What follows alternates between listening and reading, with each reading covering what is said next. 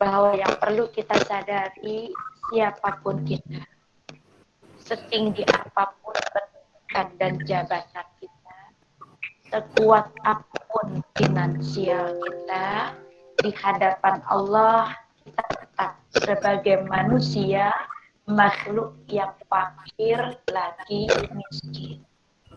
Yang artinya tanpa pertolongan dan kebaikan Allah tidak akan pernah bisa terjadi dan kebaikan dalam diri kita.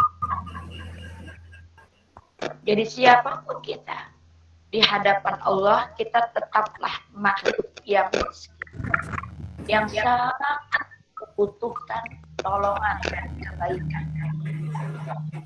Ketergantungan kepada Allah tertumpuk dalam doa. Itu adalah semua kebaikan yang kita minta kepada Allah. Berdoa atau meminta kepada Allah Ta'ala itu diperintahkan oleh Allah Ta'ala.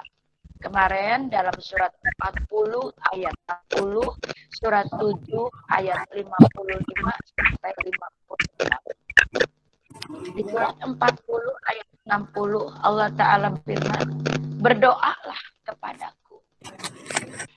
Niscaya aku akan perkenankan bagimu. Atau di firman Allah Al-A'raf surat 7 ayat 55 sampai 56. Ya, di awal ayat 55 Allah Ta'ala berfirman, berdoalah kepada Tuhan dengan rendah hati dan suara yang lembut. Pada ayat 56 tengah ayat Allah Ta'ala berfirman, berdoalah kepada Tuhanmu dengan rasa takut dan penuh harap.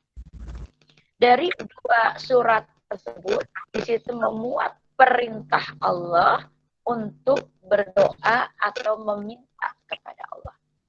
Dan itu pula yang dilakukan oleh Rasulullah ketika beliau terkena sihir orang Yahudi yang bernama Lubaid bin Aqsam. Ya, di mana Rasulullah mengalami panas yang luar biasa. Kata Aisyah radhiyallahu an, beliau terus mengucapkan sesuatu yang beliau tidak lakukan. Sampai pada suatu malam dikatakan Rasulullah berdoa, kemudian berdoa, dan terus berdoa. Jadi Allah perintahkan kita untuk berdoa meminta kepada Allah. Dan itu juga yang dilakukan oleh Rasulullah.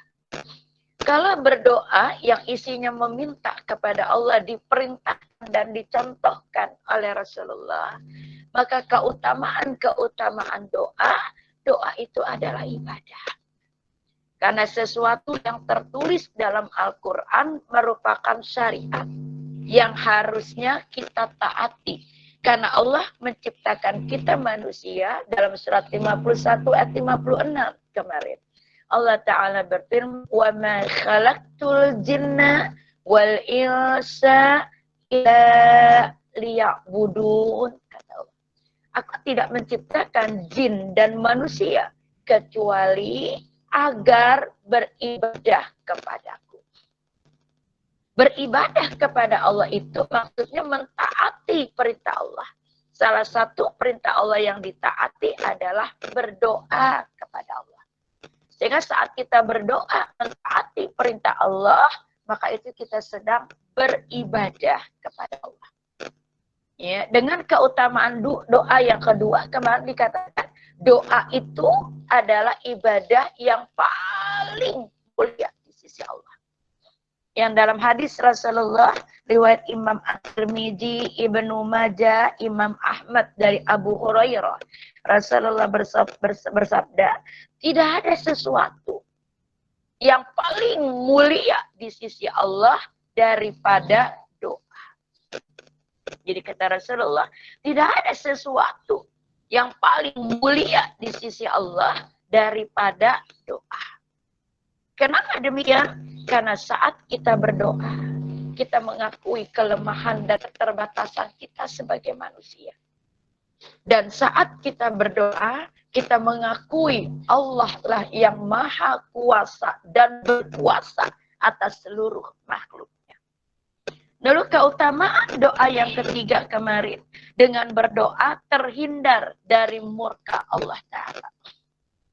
Ya, dalam hadis Rasulullah Imam At-Tirmidzi dari Abu Hurairah, Rasulullah bersabda, barang siapa yang tidak meminta kepada Allah, artinya dia tidak berdoa kepada Allah, tidak menggantungkan harapannya kepada Allah, maka kata Rasulullah, Allah akan murka kepadanya.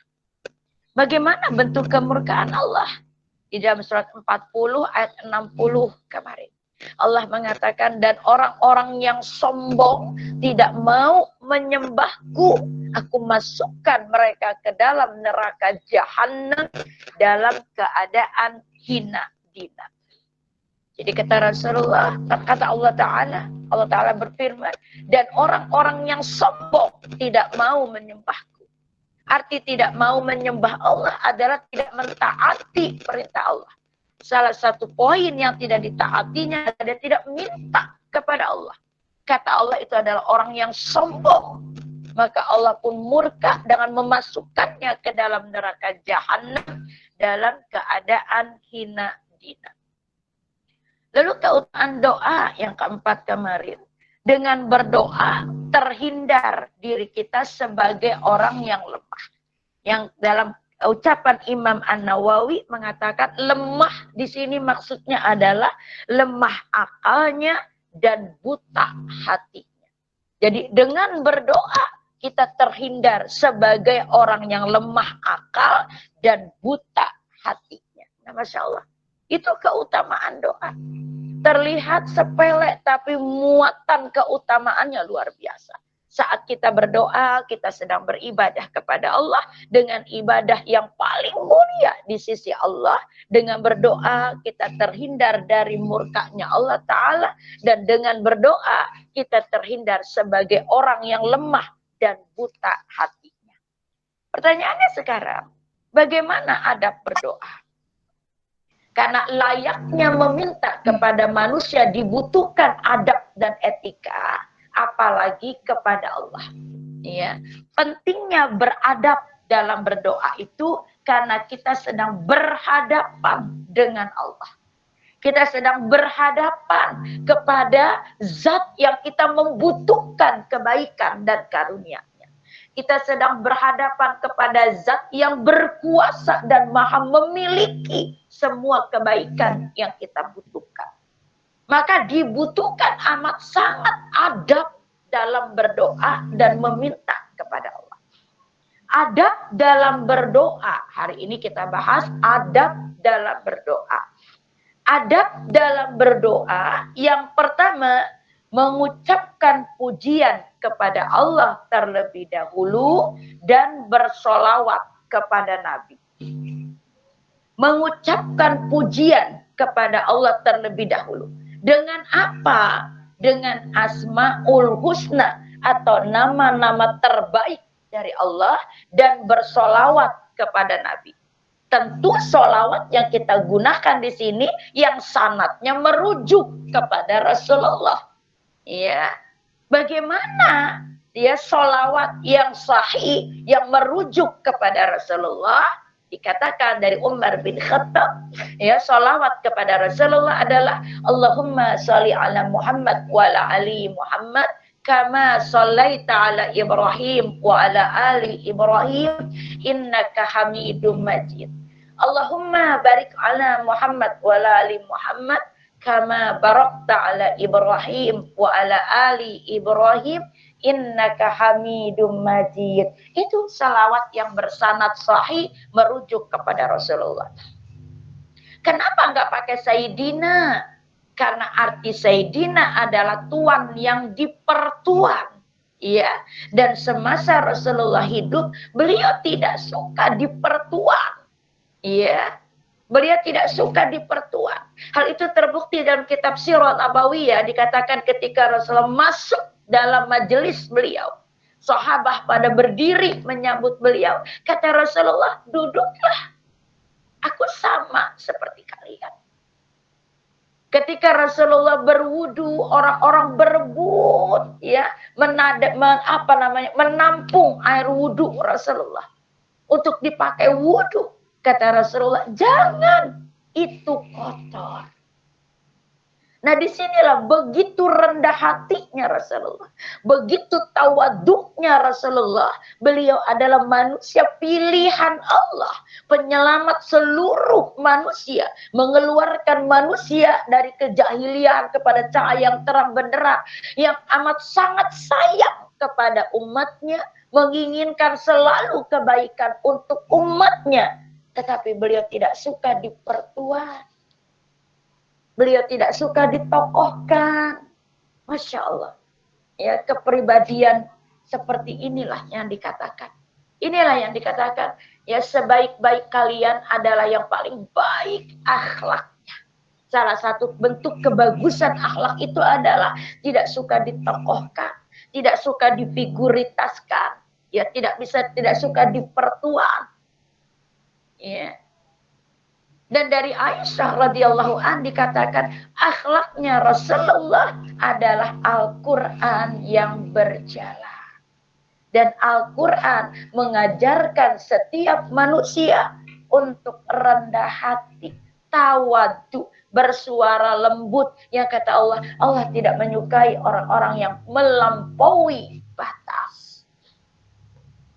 Nah, jadi katakan adab berdoa yang pertama itu adalah mengucapkan pujian kepada Allah. Dengan asma'ul husna Allah, dengan nama-nama terbaiknya Allah, kemudian bersolawat kepada Nabi, baru minta kepada Allah.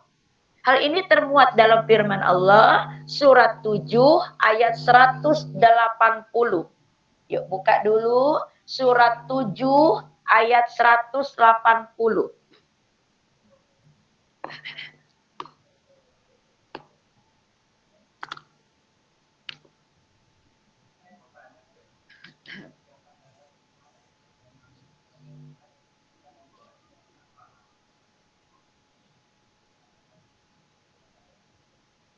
Silakan dibaca.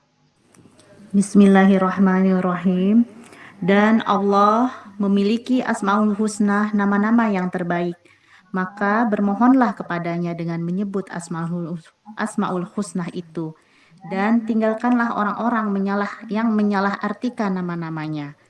Mereka kelak akan mendapat balasan terhadap apa yang telah mereka kerjakan. Nah, surat 7, surat Al-A'raf, ayat 180.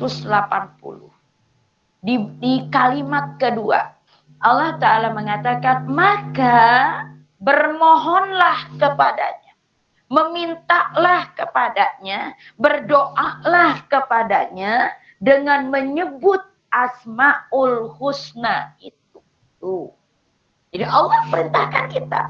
Allah memiliki Asma'ul Husna, nama-nama terbaiknya, yang 99 itu. Maka kata Allah, bermohonlah, memintalah, berdoalah kepada Allah dengan menyebut Asma'ul Husna. Apakah setiap kali berdoa yang 99 itu disebutkan? Ya enggak. Sebutkan beberapa. Enggak perlu 99 itu disebutkan. Ya. Jadi misalnya kita memohon kebaikan dari Allah, kita katakan ya Allah ya Rahman ya Rahim. Ya Raziqan, aku memohon rezeki yang baik. Kita mohon ampun kepada Allah ya Rahman, ya Rahim, ya Ghafur. Minta sebut. Jadi kata Allah, bermohonlah kepada Allah dengan menyebut Asma'ul Husna. Nah, lalu apa? Setelah menyebut Asma'ul Husna Allah, kita bersolawat kepada Nabi. Setelah itu, baru kita minta isi-isi doa kita. Hal ini dicontohkan ya dalam sebuah hadis riwayat Imam At-Tirmizi, Abu Daud dari Fadhalah bin U'bad radhiyallahu an. Kata Fadhalah bin U'bad radhiyallahu an, suatu ketika Rasulullah sallallahu alaihi wasallam dalam keadaan duduk-duduk. Jadi Rasul ini selesai sholat, Dia masih di masjid, kemudian beliau duduk-duduk. Tentu beliau tidak sendirian. Ya, jika kata Fadhalah bin Uqbah, suatu ketika Rasulullah Shallallahu Alaihi Wasallam dalam keadaan duduk-duduk. Kemudian masuklah seorang laki-laki. Orang itu kemudian melaksanakan sholat dan berdoa. Dia mengatakan, ya Allah, ampunilah dosaku. Ya Allah, berikanlah rahmat-Mu kepadaku. Kalau kita perhatikan, isi doanya nggak salah. Memintanya pun kepada Allah nggak salah. Tetapi doa orang tersebut dikomentari oleh Rasulullah. Mendengar doa itu, Rasulullah bersabda, wahai orang yang tengah berdoa, kata Rasulullah, sungguh engkau telah tergesa-gesa. Apabila engkau telah melaksanakan sholat, lalu engkau duduk berdoa, maka terlebih dahulu pujilah Allah dengan pujian yang layak baginya, bersolawatlah kepadaku, kemudian berdoalah. Nah, itu Rasulullah memberikan satu anjuran. Kata Rasulullah, wahai orang yang tengah berdoa, sungguh engkau tergesa-gesa. Jadi ketika selesai sholat, langsung to the point isi doa. Kata Rasulullah, itu tergesa-gesa. Apabila engkau telah melaksanakan sholat, dan engkau duduk berdoa, maka pujilah Allah terlebih dahulu dengan pujian yang layak baginya, bersolawatlah kepadaku dan berdoalah, kata Rasulullah. Tidak lama kemudian, kata Fadhalah bin Uqbah, datang lagi orang lain yang melakukan sholat, dia berdoa dengan terlebih dahulu mengucapkan pujian kepada Allah dan bersolawat kepada Rasulullah. Mendengar orang ini, Rasulullah bersabda, wahai orang yang tengah berdoa, niscaya Allah akan mengabulkan doamu. Masya Allah. Dari satu hadis ini termuat dua peristiwa. Ya, yang pertama, peristiwa pertama adalah orang yang berdoa, tetapi dia tidak memuja Allah dengan Asmaul Husna, dia tidak bersolawat kepada Nabi, langsung to the point pada isi doa, kata Rasul, itu tergesa-gesa. Ya, itu tergesa-gesa. Maksudnya tergesa-gesa apa? Enggak beradab kepada Allah. Maka Rasul memberikan solusi, apabila engkau telah melaksanakan sholat, kemudian duduk berdoa, pujilah Allah terlebih dahulu dengan pujian yang layak baginya, artinya dengan Asmaul Husna-nya. Kemudian bersolawatlah kepadaku dan berdoalah, kata Rasulullah. Di peristiwa yang kedua, seorang laki-laki, dia sholat, dia lalu berdoa dengan memuja Allah terlebih dahulu, dia bersolawat kepada Rasulullah, kemudian dia berdoa. Mendengar hal itu, kata Rasulullah, ya, niscaya Allah akan mengabulkan doa. Berarti apa di sini? Adab, ya, adab menentukan potensial atau tidak doa kita dikabulkan oleh Allah Ta'ala. Ya. Dan adab yang pertama itu adalah puji Allah terlebih dahulu. Ya, dengan Asmaul Husna Allah itu lalu bersolawat kepada Nabi. Ya, karena bukti cinta kita kepada Allah, ya, dengan lisan adalah mengucapkan salawat. Ya, kata Rasulullah, kata Allah Ta'ala, bersolawatlah kepada Nabi, maka aku akan bersolawat untukmu. Masya Allah. Ya, bukti cinta dengan lisan, ya bersolawat. Setelah itu apalagi apresiasikan, ya, solawat kita dengan bentuk apa? Mengikuti semua sunnah-sunnah Rasulullah. Ini actuality-nya. Jadi nggak hanya lisan. Kalau kita mencintai Rasul nggak hanya dengan lisan, ya, tapi lisan itu hanya pengikraran, ya. Setelah itu actuality-nya adalah dalam menjalankan semua sunnah-sunnah Rasulullah, walaupun prosesnya satu-satu, ya. Nggak ada yang langsung bruk, ya, satu-satu. Nah, yang kita bahas di sini bahwa adab dalam berdoa yang pertama itu adalah puji dulu Allah. ya, dengan Asmaul Husna Allah. Kemudian bersolawat kepada Rasul sebagai bukti kecintaan kita pada kekasih Allah dan Khalilullah itu Rasulullah. Baru kita minta kepada Allah. Dan adab pertama ini pun menentukan ya potensialnya doa kita dikabulkan oleh Allah Ta'ala. Lalu adab berdoa yang kedua. Adab berdoa yang kedua adalah doa diucapkan. Jadi adab berdoa yang kedua diucapkan dengan rendah hati, tunduk menghamba kepada Allah.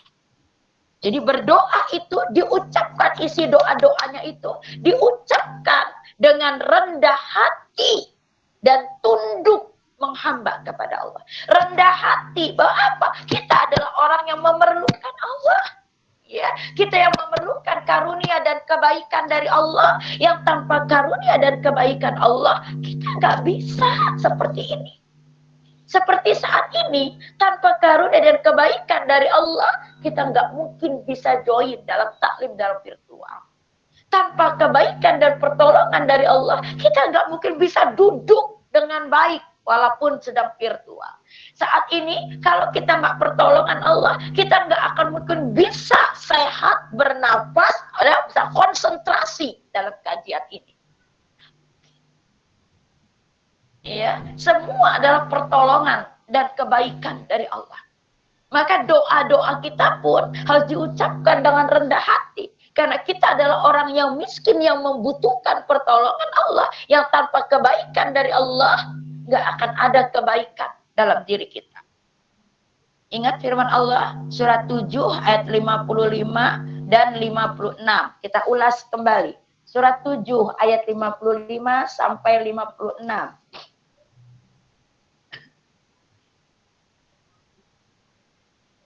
Bismillahirrahmanirrahim. Berdoalah kepada Tuhanmu dengan rendah hati dan suara yang lembut. Sungguh, Dia tidak menyukai orang-orang yang melampaui batas. Dan janganlah kamu berbuat kerusakan di bumi setelah diciptakan dengan baik. Berdoalah kepadanya dengan rasa takut dan penuh harap. Sesungguhnya rahmat Allah sangat dekat kepada yang berbuat kebaikan. Nah, di surat 7 Al-A'raf ayat 55. Allah meminta kita berdoalah kepada Tuhanmu dengan rendah hati dan suara yang lembut. Rendah hati, mengakui kelemahan, keterbatasan diri kita. Dengan suara yang lembut, karena Allah tidak menyukai suara yang volume dan intonasinya meninggi melampaui batas. Yang kata Rasulullah, seburuk-buruk suara itu adalah suara keledai. Ya. Bahkan dikatakan bila dalam sebuah keluarga, dia dalam sebuah rumah, itu terdengar suara yang meninggi melebihi kebutuhan. Ya, sering terjadi tangisan, jeritan, ya bentakan, itu dikatakan diri kita, keluarga kita jauh dari kebaikan Allah, sedang jauh dari kebaikan Allah. Bayangin coba, kenapa? Karena Allah itu dikatakan tadi, ya Allah sangat dekat kepada orang-orang yang berbuat kebaikan. Salah satu bentuk kebaikannya adalah suara kita tidak melampaui batas, akhlak kita tawadu, rendah hati. Jadi wajar kalau sebuah rumah, sebuah keluarga, di mana suaranya keras melebihi kebutuhan, sering terdengar bentakan, sering terdengar jeritan, dan sering suara yang meninggi. Dikatakan oleh Ustadz Firanda, diri kita, keluarga kita sedang jauh dari kebaikan. Termasuk dalam berdoa. Dalam berdoa saja Allah meminta kita apa? Dengan rendah hati. Berarti apa? Merendah di hadapan Allah. Karena kita bukan siapa-siapa. Yang tanpa pertolongan Allah kita bukan apa-apa. Dan gak bisa apa-apa. Ya. Dan suara yang lembut. Karena lembut itu kebaikan. Allah mencintai kelemah lembutan. Ketika lemah lembut itu tercabut dari diri kita. Kita sudah jauh dari kebaikan.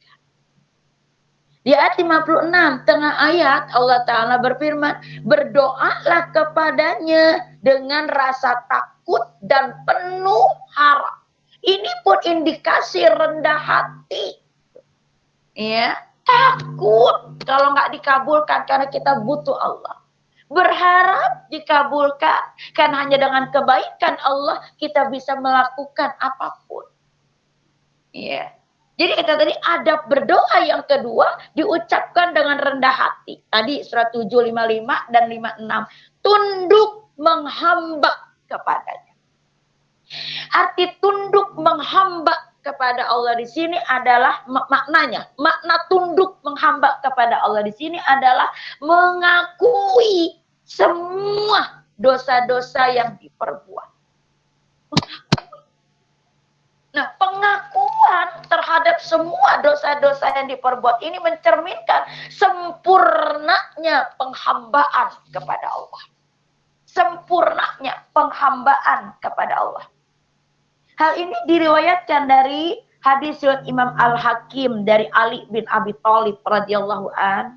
Ya, Rasulullah bersabda, sesungguhnya Allah kagum kepada hambanya apabila hambanya berkata, ya Rabb, tidak ada sesembahan yang hak kecuali Engkau. Sesungguhnya aku telah menganiaya diriku sendiri.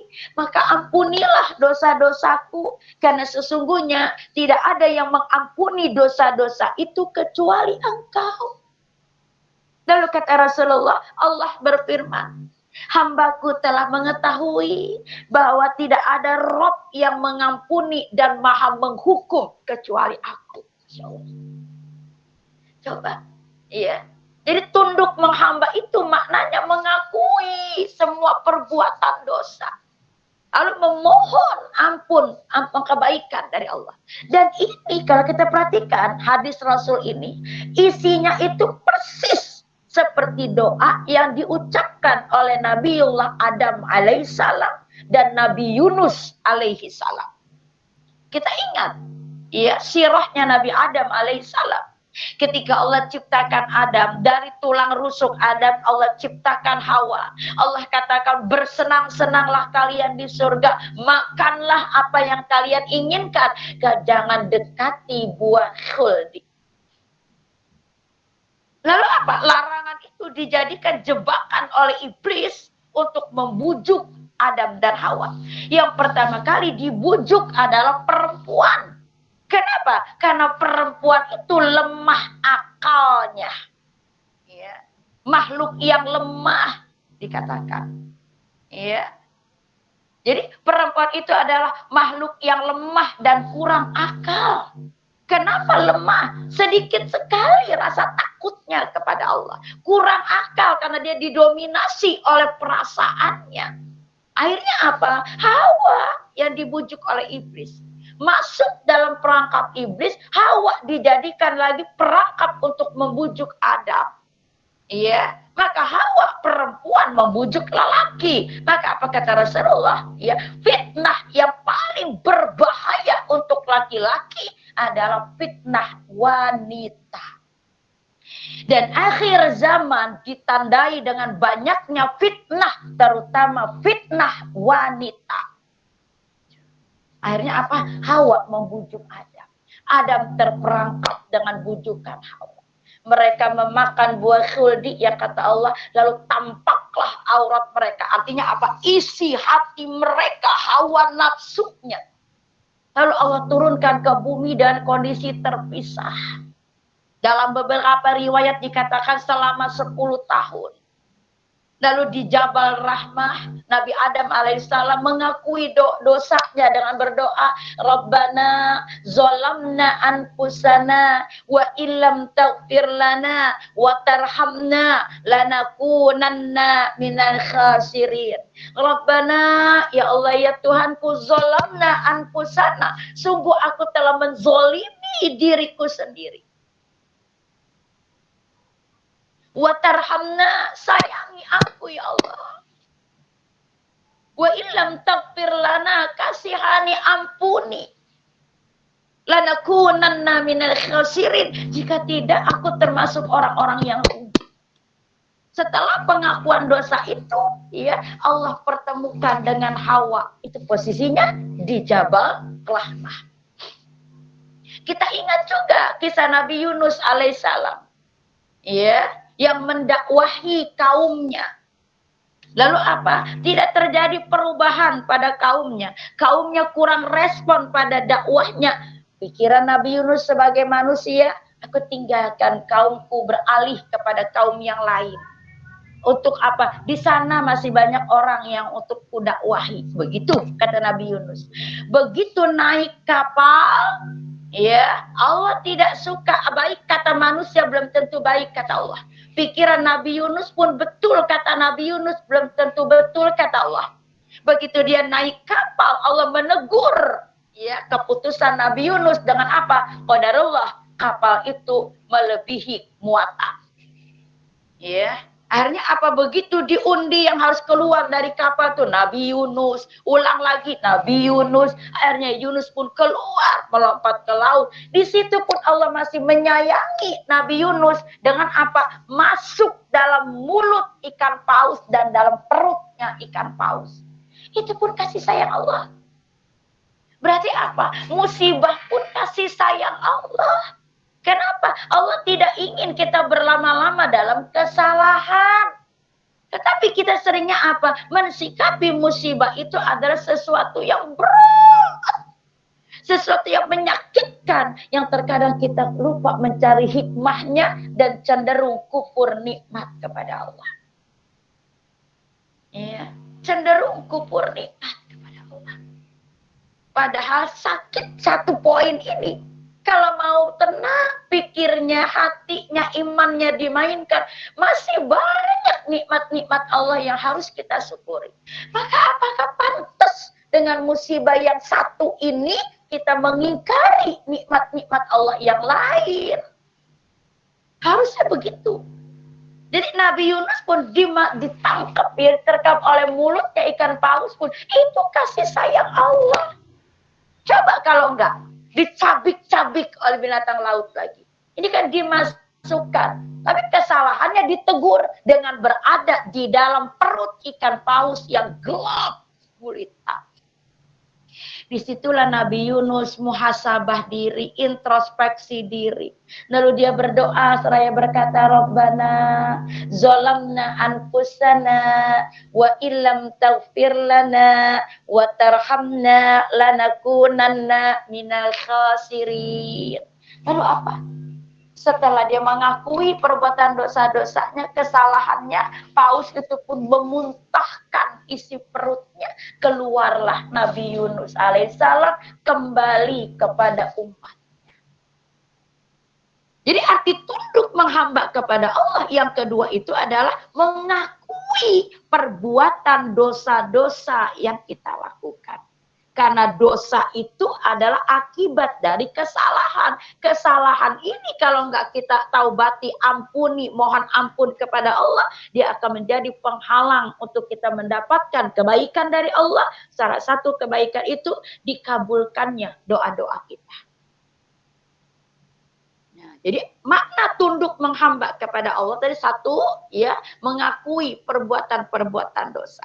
Lalu makna tunduk menghamba kepada Allah itu adalah dengan mengangkat tangan, menghibah kepada Allah. Ya, dengan mengangkat tangan. Dikatakan dari Aisyah radhiyallahu an, kata Aisyah, ya, kata Aisyah, sesungguhnya aku melihat Rasulullah berdoa sambil mengangkat tangan dengan berkata, ya Allah, sesungguhnya aku hanyalah manusia biasa. Rasul coba. Jadi kata Aisyah, sesungguhnya aku melihat Rasulullah berdoa sambil mengangkat tangan. Kok Rasul angkat tangan doanya? Dalam hadis Rasulullah yang lain dari Abu Daud, Rasulullah bersabda, sesungguhnya Allah itu maha pemalu dan maha pemurah.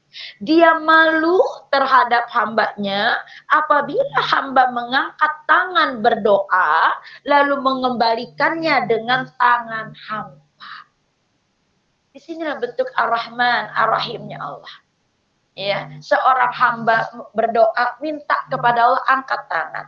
Allah malu ketika nih hamba menurunkan tangannya tapi dengan tangan hamba.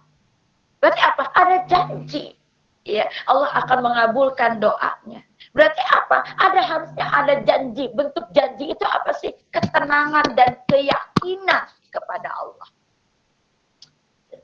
Ya, angkat tangan. Jadi Masya Allah, jadi arti tunduk menghamba yang kedua adalah dengan mengangkat tangan. Lalu makna tunduk menghamba kepada Allah itu adalah berdoa, diucapkan saat sujud. Jadi arti tunduk menghamba kepada Allah itu adalah diucapkan ya saat sujud.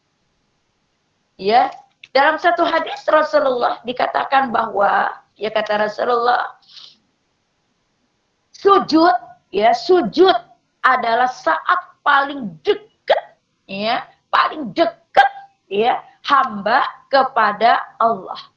Maka kata Rasulullah, perbanyaklah doa dalam sujud kalian.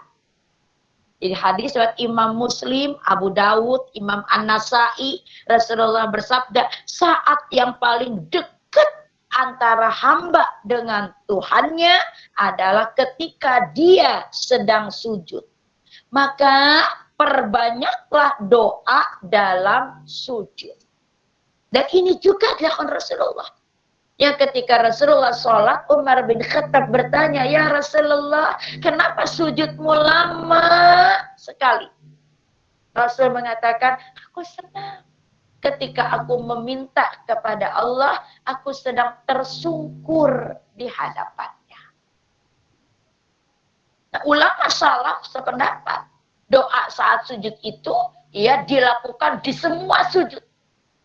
Tetapi apa? Tidak semua orang bisa berlama-lama dalam sujud. Maka ulama berijma ya bahwa minimal di sujud akhir. Ya.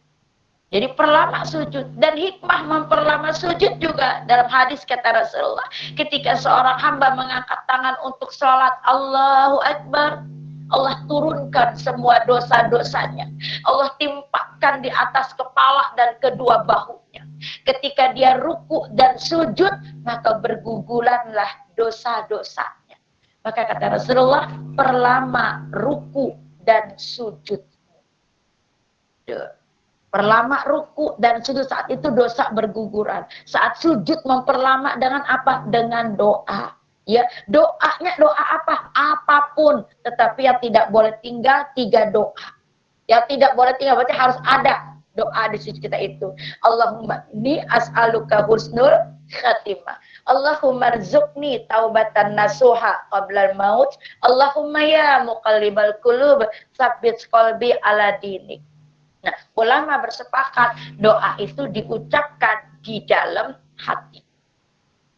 Kenapa nggak boleh dilafazkan?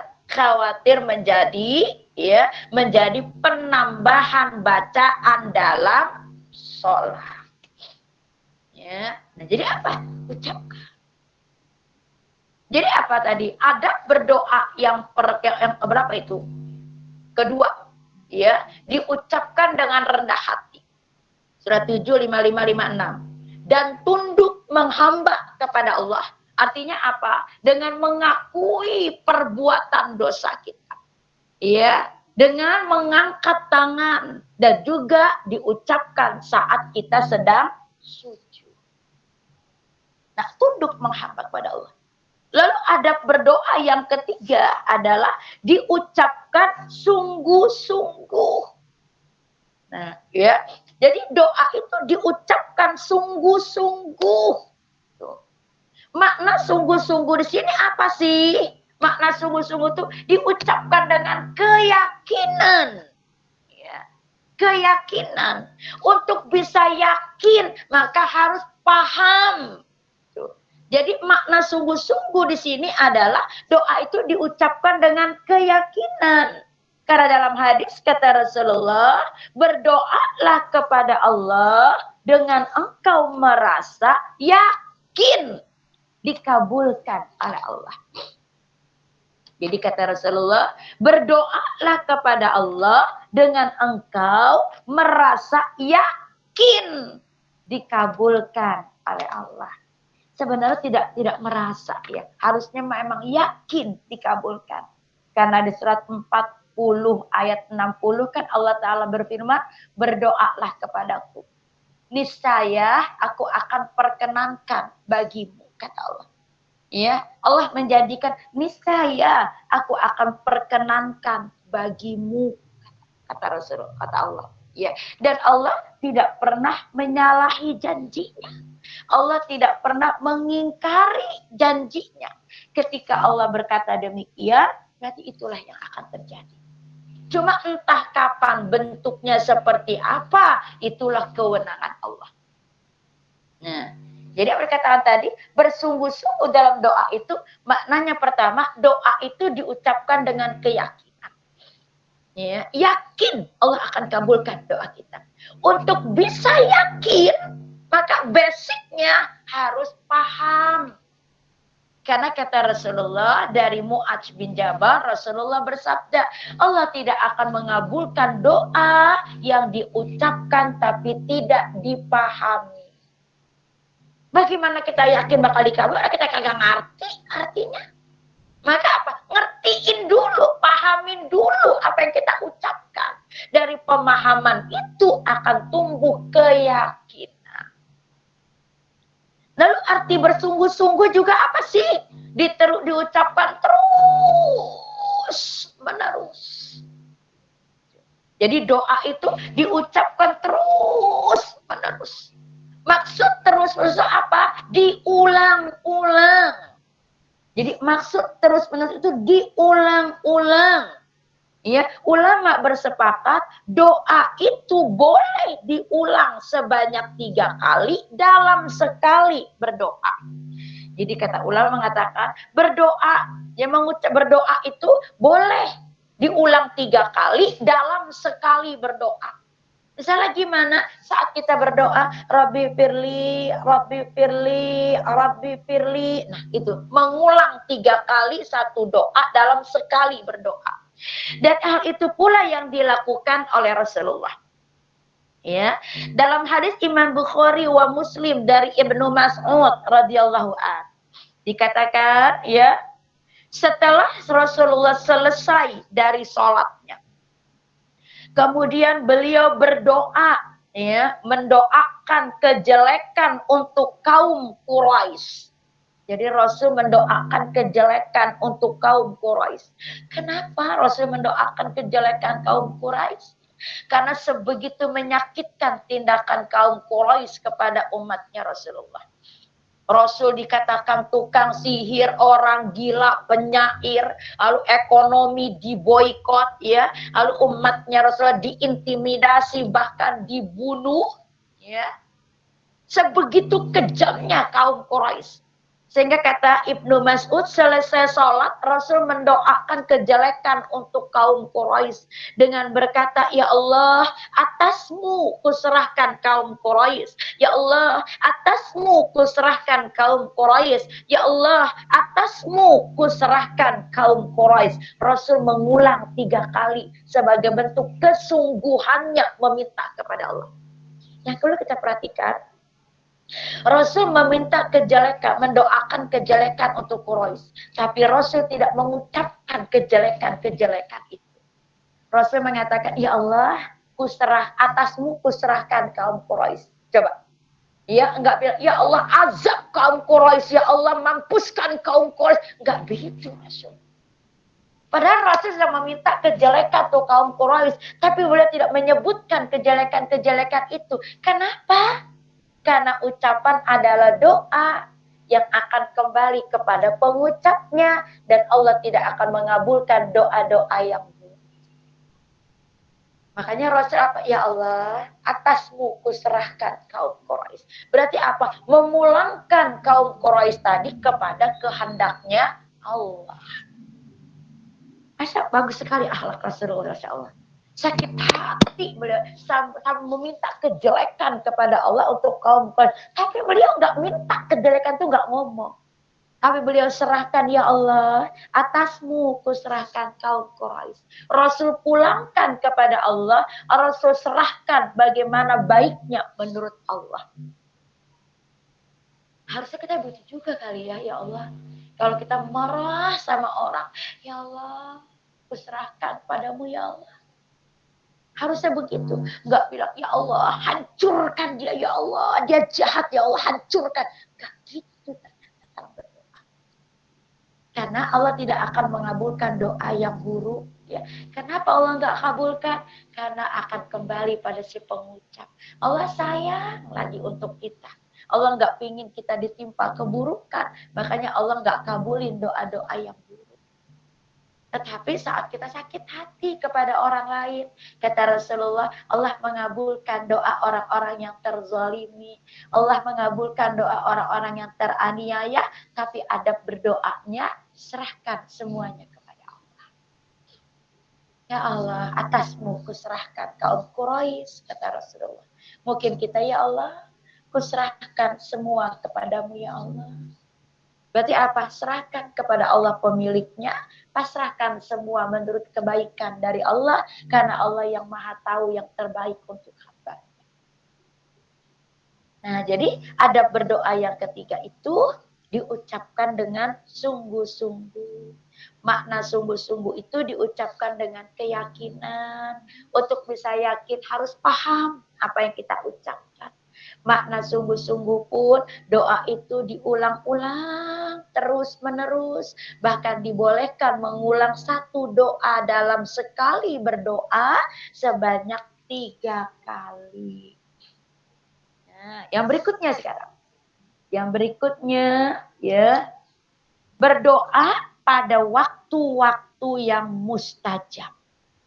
Jadi adab berdoa yang berikutnya adalah berdoa pada waktu-waktu yang mustajab. Waktu-waktu yang makbul dikabulkannya doa. Di mana waktu-waktu itu? 1. Selesai sholat tahajud. 2. Selesai azan sebelum iqamah. 3. Saat sujud. 4. Selesai sholat asar pada hari Jumat. 5. Ketika hari Arafah. 6. Ketika turun hujan. 7.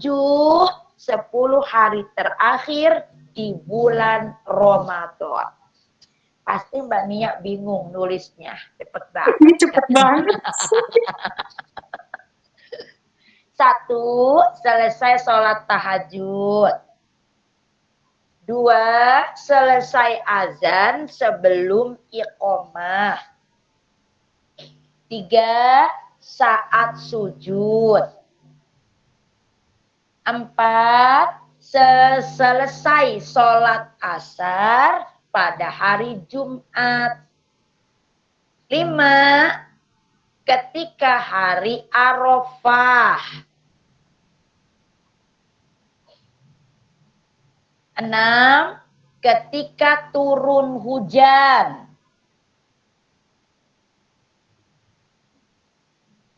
7. 10 hari terakhir bulan Ramadan. Nah, ini 7 tempat, 7 waktu di mana doa-doa kita menjadi mustajab. Tadi poin 1, selesai sholat tahajud. Kita lihat firman Allah, surat 51 ayat 18.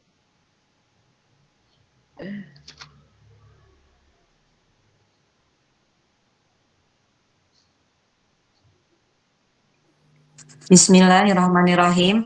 Dan pada akhir malam mereka memohon ampunan kepada Allah. Nah, surat 51, surat apa itu? Az-Zariyat, Umi. Az-Zariyat ayat 18. Kata Allah apa? Dan pada akhir malam. Akhir malam itu di 1/2 malam jam 1 sampai subuh. Atau 1/3 malam jam 2 nyampe subuh. 1/4 malam jam 3 nyampe subuh. Atau kurang dari 1/4. Pokoknya belum subuh. Nah, mereka memohon ampunan kepada Allah. Artinya kan berdoa. Isi doanya mohon ampun kepada Allah. Tuh, ya.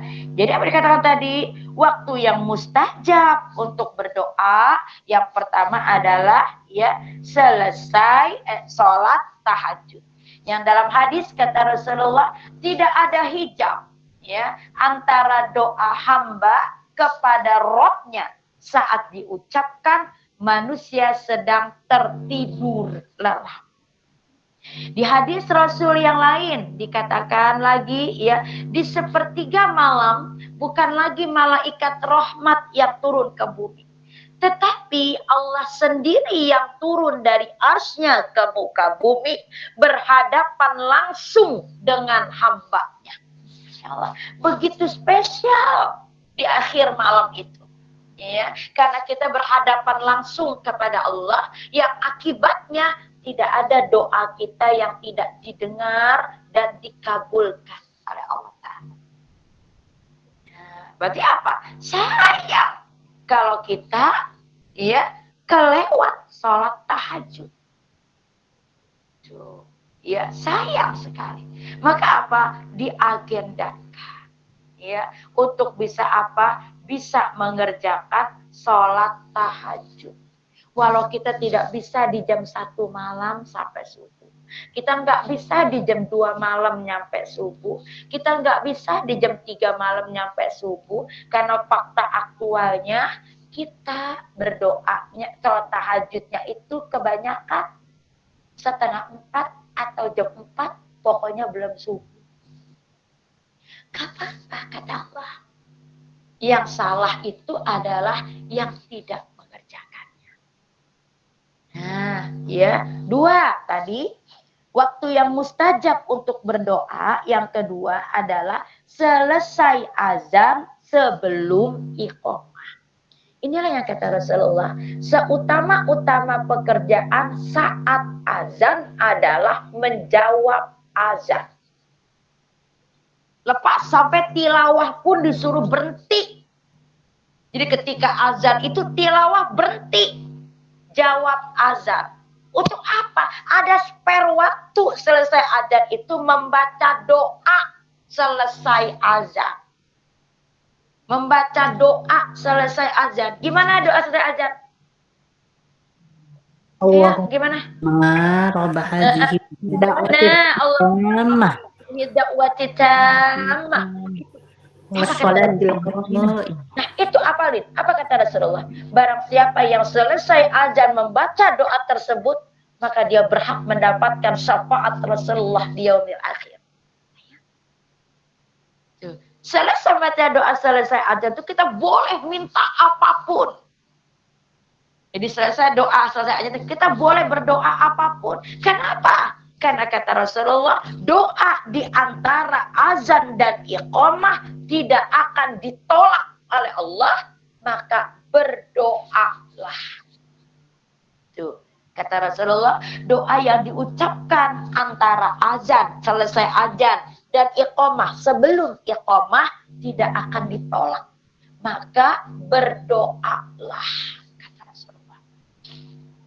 Tapi kan saya jauh dari masjid, nggak dengar qomat. Azan juga nggak dengar dari aplikasi HP. Kan kalau kita program HP itu bunyi azan. Kan nggak iqamah. Pokoknya selesai azan. Iqamah itu artinya apa sih? Sholat jamaah akan segera dimulai. Nah kita nggak jauh dari masjid. Azan aja nggak dengar. Dari aplikasi selesai azan. Kita kan nggak sedang sholat berjamaah. Maka tak mengapa kita nggak dengar iqamah. Pokoknya selesai azan. Baca doa selesai azan, dapat syafaat Rasulullah, teruskan doa kita apapun. Karena kata Rasulullah, doa yang diucapkan antara azan dan iqamah tidak akan ditolak. ditolak. Nah, doa, maka perbanyaklah doa, kata Rasulullah. Lalu waktu yang mustajab, ya, untuk berdoa yang ketiga saat sujud. Yang kata Rasulullah, hadits Imam Muslim, Abu Daud, Imam An-Nasai, saat yang paling dekat, berarti udah nggak ada lagi, antara hamba dengan Robnya adalah ketika dia sedang sujud kepada Robnya. Maka perbanyaklah doa dalam sujud-sujud kalian. Apapun, ya, mau lama selama apapun silakan, yang penting kita kuat untuk berlama dalam sujud. Ya, cuman apa? Ya, berdoa itu yang singkat, lugas. Gak usah, ya Allah, beri aku rezeki, ya Allah. Aku ingin sekolah anak-anak. Ya Allah, beri aku rezeki, ya Allah. Aku pingin umroh. Ya Allah, beri aku rezeki, ya Allah. Aku pingin berkata anak. Gak usah satu-satu. Allah juga tahu. Simple, padat, lugas. Rabbana atina fid dunya hasanah wa fil akhirati hasanah wa qina azabannar. Itu sudah memuat, include semuanya. Ya Allah, berikan aku kehidupan dunia yang baik. Allah tahu yang terbaik untuk duniamu itu apa. Allah tahu. Tak usah kau jabarkan. Allah tahu, maha tahu bahkan. Ya. Nah, apalagi waktu yang mustajab untuk berdoa yang berikut setelah sholat asar pada hari Jumat. Dalam hadis Imam Bukhari wa Muslim dengan sanad sahih, kata Rasulullah, pada hari itu, hari Jumat, terdapat waktu-waktu tertentu. Tidaklah seorang hamba berdiri melaksanakan sholat dan berdoa memohon sesuatu kepada Allah, melainkan Allah pasti akan mengabulkannya. Kemudian beliau memberikan isyarat dengan tangannya yang menggambarkan waktu itu sangat pendek. Ibnu Qayyim Al-Jauzi mentafsirkan hadis ini, saat yang sangat pendek itu adalah selesai sholat asar pada hari yang istimewa, yaitu hari Jumat. Ya. Jadi selesai sholat asar pada hari Jumat sampai jelang maghrib itu adalah waktu yang mustajab untuk berdoa. Ya. Maka apa? Spesialkan hari Jumat hari ini ba'da asar untuk apa? Perbanyak doa, perbanyak kebaikan. Niatkan kebaikan itu untuk memancing semua kebaikan-kebaikan dari Allah. Ya. Yang berikutnya adalah pada hari Arafah. Yang dalam hadis Imam At-Tirmizi, Rasulullah bersabda, sebaik-baik doa adalah doa di hari Arafah. Sebaik-baik doa adalah doa di hari Arafah. Hari Arafah itu bertanggal 9 Zulhijjah. Yang ibadah utamanya tidak hanya berpuasa, tapi juga dengan perbanyak doa. Berikutnya lagi pada waktu turun hujan. Dalam hadis riwayat Imam Al-Hakim dan Abu Dawud, Rasulullah bersabda, 2 waktu, kata Rasulullah, yang padanya sebuah permohonan atau doa tidak akan ditolak oleh Allah. Doa ketika dikumandangkan azan, setelah dikumandangkan azan, dan doa ketika turun hujan. Jadi kata Rasul, 2 waktu yang sebuah permohonan tidak akan ditolak oleh Allah. Enggak semua doa, semua permohonan. 2 waktu itu adalah setelah dikumandangkan azan. Berarti kan selesai jawab azan, doa sesudah azan, lanjut dengan doa kita, dan doa ketika turun hujan. Ketika turun hujan, doa kita Allahumma shayyiban nafi'an. Ya Allah, berikanlah aku hujan yang bermanfaat. Lanjutkan dengan doa-doa kita. Yang terakhir adalah di 10 hari terakhir Ramadan. Itu adalah hari spesial. Ya, hari spesial yang banyak manusia lalai pada hari spesial itu. Dan amalan yang terspesial di 10 hari terakhir Ramadan adalah memperbanyak doa dengan doa yang spesial. Yaitu Allahumma innaka afuwun tuhibbul afwa fa'fu anni. Ya Allah, Engkau adalah pemberi maaf. Engkau mencintai pemberian maaf dan maafkanlah aku. Nah, Masya Allah, itu adab doa. Ya, jadi adab doa itu yang pertama diucapkan. Ya, adab doa yang pertama adalah memuji Allah terlebih dahulu dengan Asmaul Husna, bersolawat kepada Nabi, baru minta pada Allah. Yang kedua, diucapkan dengan rendah hati, tunduk menghamba kepada Allah. Rendah hati itu ya dengan rasa takut, dengan suara yang lembut, dengan penuh harap. 75556. Tunduk menghamba kepada Allah artinya mengakui perbuatan dosa yang diperbuat, mengangkat tangan juga dalam sujud. Bersungguh-sungguh dalam berdoa, ya, sungguh-sungguh. Maksud sungguh-sungguh itu apa? Diucapkan dengan keyakinan. Untuk yakin kita harus paham apa yang kita ucapkan. Ya, lalu juga makna sungguh-sungguh itu doa itu diulang-ulang terus-menerus. Ya, dibolehkan mengulang satu doa sebanyak 3 kali dalam sekali berdoa. Dan yang terakhir berdoa pada waktu yang mustajab. Jadi ingat-ingat 7 tempat tadi. Tempat waktu yang mustajab, maksimalkan saat itu kita untuk banyak berdoa karena kita butuh sangat kebaikan dan karunia dari Allah Ta'ala. Nah, selesai adab doa kita. Insya Allah di pertemuan berikut kita akan bahas. Kita sudah beradab dalam meminta kepada Allah. Kita sudah berdoa pada waktu-waktu yang mustajab. Tapi kenapa doa kita belum dikabulkan? Nah, ada apa? Ya, jangan suudzon kepada Allah. Baiknya apa? Introspeksi diri. Ada apa dengan kita? Ada apa doa kita belum dikabulkan oleh Allah? Kita bahas di bulan depan. Insya Allah. Baik, ada pertanyaan? Kalau nggak ada, alhamdulillah wa syukurillah. Wania langsung terperangah. Afwan Umi, berarti bulan depan temanya masih perintah dan keutamaan doa, hanya sub temanya ya Mi ya? Ya, betul. Melanjutkan.